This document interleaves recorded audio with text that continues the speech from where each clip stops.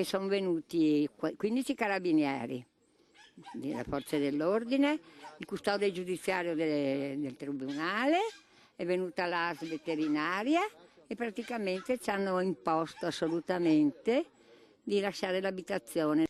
Adriana Guerra e Paolo Zanon hanno quasi 80 anni e non hanno più una casa. Sotto un sole cocente al momento possono solo cercare refrigerio all'ombra degli alberi del parcheggio di Forte Marghera, assieme ad alcuni dei loro tanti cani. Sono spaesati, increduli. Lo sfratto esecutivo dalla loro villetta di Tessera è arrivato alla fine di un percorso giudiziario perso contro una banca. Il mutuo da 1.000 euro, era un mutuo a un tasso variabile, lo hanno cambiato da 1.000 euro a 2.000 euro al mese, non potevano più pagare.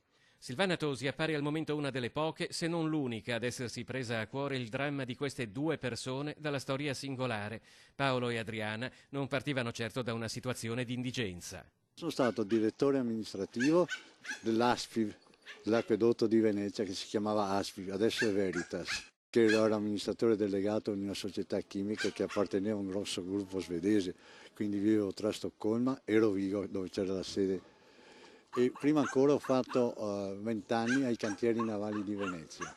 Dal 1968 Adriana ha iniziato ad accudire cani abbandonati o scappati da maltrattamenti. In 45 anni ne ha aiutati almeno 200. Una passione irrinunciabile, tanto da trasferirsi nella villetta da cui sono stati sfrattati dopo la causa persa con la banca. Lei ha delle fratture? Sì, le vertebre qua, di dietro, perciò non dovrei neanche essere qua, perché mi hanno fatto uscire di casa con le fratture alle vertebre, va bene? È una cosa giusta? Dove dormirete stanotte? Questo proprio non lo so. Spero di trovare un alloggio di fortuna o più, nella peggiore dei casi andremo in qualche pensione, in qualche alberghetto. La gente, i cittadini hanno bisogno di fatti, di concretezza, di direttive adeguate. Basta con il chiacchierare, basta con il tagliare nastri. Io mi aspettavo che l'assessore Venturini arrivasse qui da queste persone ottantenni, però io non ho visto nessuno.